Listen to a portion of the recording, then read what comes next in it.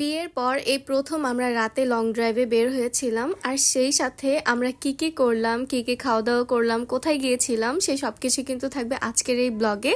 So miss করা যাবে না, মিস করলেই মিস হয়ে যাবে। সো চলো বেশি দেরি না করে ভিডিওটা শুরু করে দেই।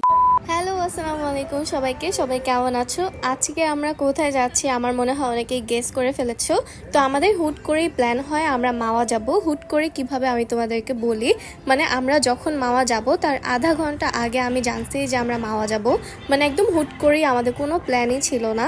যাই হোক, তো আধা ঘন্টার মধ্যে তাড়াতাড়ি করে রেডি হয়ে আমরা বাসা থেকে 11:30টায় বের হয়ে গিয়েছিলাম। ও হ্যাঁ, আর এই আধা ঘন্টার মধ্যে আমরা একটা গাড়িও ম্যানেজ করে ফেলি।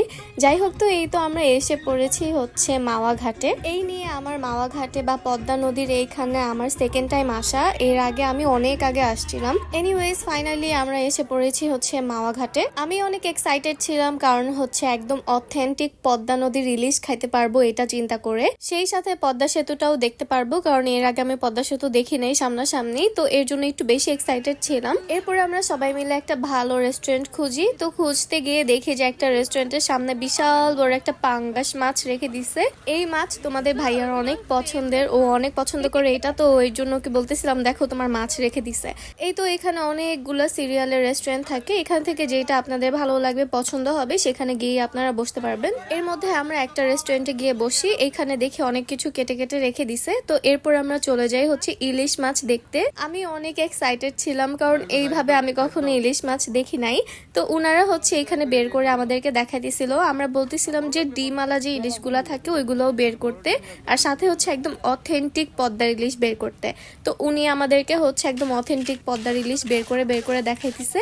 আর আমরা হচ্ছে বাছাই করতেছিলাম যে কোন ইলিশগুলা নিব। ওনাদের কাছে পদ্মার ইলিশের পাশাপাশি চট্টগ্রামের ইলিশ, পতেঙ্গার ইলিশও ছিল, কিন্তু ওইগুলার এত টেস্ট হবে না পদ্মার ইলিশের যতটা টেস্ট। তো ওনারা বললো আমাদেরকে পদ্মার ইলিশগুলা নিতে। অবশ্যই আপনারা যখন এই মাওয়া ঘাটে যাবেন দেখে শুনে পদ্মার ইলিশ খাবেন, কারণ এখানে অনেকেই প্রতারিত হয়। এরপর আমরা এখান থেকে ইলিশ মাছ বাছাই করতেছিলাম। তো এইখান থেকে আমরা ওনাদেরকে বলি যে 2টা ডিমওয়ালা মাছ দিতে, আরেকটা হচ্ছে ডিম ছাড়া মাছ দিতে। তো এরপর হচ্ছে ওনাদের সাথে দামাদামি করে। ওনারা 3টা ইলিশ 3000 টাকা চায়, আর আমরা অনেকক্ষণ দামাদামি করার পর 2100 টাকা দিয়ে 3টা ইলিশ নেই। এরপর আমি 2টা ইলিশ মাছ হাত দিয়ে ধরে পিকচার তুললাম, ভিডিও করলাম, কারণ দেখি অনেকেই গিয়ে এইভাবে পিকচার তুলে। বাই দ্য ওয়ে, এই প্রথম আমি হাত দিয়ে ইলিশ মাছ ধরলাম, ধরতে কিন্তু আমার কাছে ভালোই লাগছে।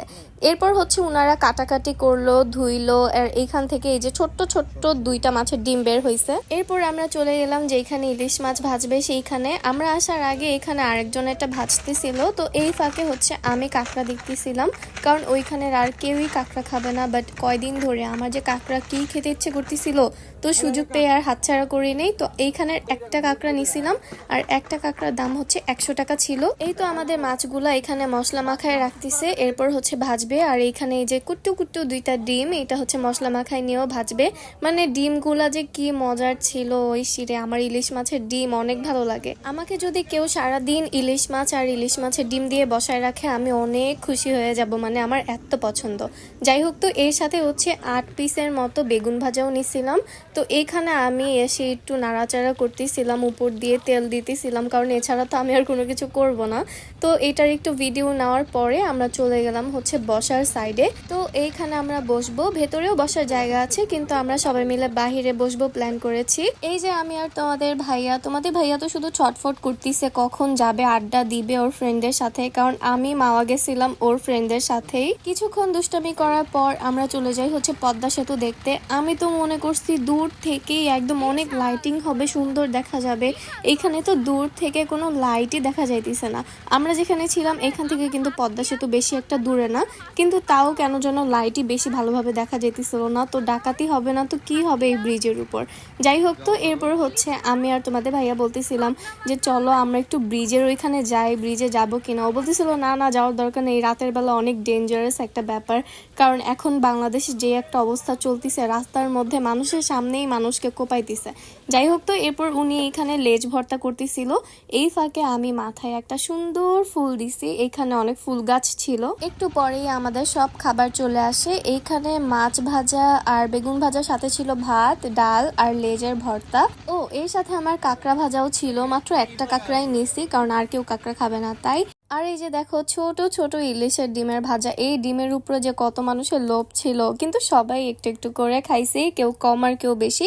যাই হোক, তো এই হচ্ছে ওর ফ্রেন্ড সার্কেল, আর এই হচ্ছে তোমাদের ভাইয়া। ইলিশ মাছ দেখতেও যেমন ভালো লাগে, খাইতেও তেমন ভালো লাগে। বাই দ্য ওয়ে, আমাকে কিন্তু কমেন্ট করে জানাবা তোমরা কারা কারা ইলিশ মাছ খাইতে অনেক পছন্দ করো। এই তো তোমাদের ভাইয়া আমাকে ভাত বেড়ে দিতেছে, আর এর সাথে বড় একটা ইলিশ মাছের ভাজা আর হচ্ছে বেগুন ভাজা, আর এইটা হচ্ছে একটু লেজ ভর্তা। লেজ ভর্তা বেশি একটা হয় নাই, আমরা যেহেতু 8 জন, এর জন্য হচ্ছে সবাই একটু একটু করে নিছি। লেজ ভর্তাটা আমার কাছে তেমন ভালো লাগে নাই, মোবাইলে দেখছিলাম কত সুন্দর কালার আসে, একদম রেড রেড। ওনারা মনে হয় একটু মরিচ কম দিছিল, এর জন্য লেজ ভর্তাটা খাইতে এরকম লাগছে। যাই হোক, তো একটু তেলও নিয়ে নিলাম সাথে, আর আমি হচ্ছে মাখায় মাখায় এখন খাবো। আমার কাছে এত ভালো লাগতেছিল, সাথে একটা শুকনা মরিচ ভাজাও ছিল। মাছ ভাজা বেগুন ভাজার সাথে যদি শুকনা মরিচ না থাকে তাহলে কিন্তু ভালো লাগে না। এই যে দেখো ইলিশের ডিম, সবার ভাগ্যে একটু একটু করে পড়ছে, আমি একটু বেশিই নিছি কারণ আমার কাছে অনেক ভালো লাগে খাইতে। আর এই হচ্ছে মাছের একটা পিস, আর এই হচ্ছে মাছের একটা মাথাও নিছিলাম আমি। যদিও ইলিশ মাছের মাথাটা আমি শেষে তোমাদের ভাইয়াকে দিয়ে দিছিলাম একটু খেয়ে, কারণ আমার একদমই পেট ভরে গেছিল আর আমি তখনও কাঁকড়া খাই নাই, এর জন্য ভাবলাম যে একটুখানি খেয়ে তোমাদের ভাইয়াকে দিয়ে দিই। এরপর আমি কাঁকড়াটা ট্রাই করি। সত্যি কথা বলতে আমি ভাবছিলাম কি কাঁকড়াটা হয়তো ফ্রেশ হবে না বা ভালো হবে না, এর জন্যই আমি একটা কাঁকড়া নিছি, কিন্তু খাওয়ার পর বিশ্বাস করবা অনেক ভালো ছিল কাঁকড়াটা।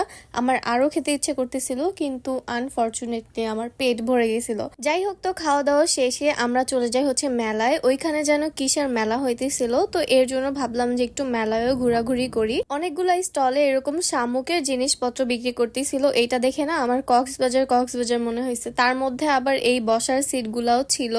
যাই হোক, তো এইখানে বসে আমি আর তোমাদের ভাইয়া চা খাইতেছিলাম আর চাঁদ দেখতেছিলাম। ওই দিনের চাঁদটা অনেক সুন্দর ছিল, ভিডিওতে আসতেছিল না। যাই হোক, তো অনেকক্ষণ ঘোরাঘুরি করার পর দেখলাম মাটির জিনিসপত্রের দোকান ছিল। এখানে অনেক সুন্দর সুন্দর মাটির জিনিস ছিল, কেউ যদি আসো এখান থেকে কিনতে পারো।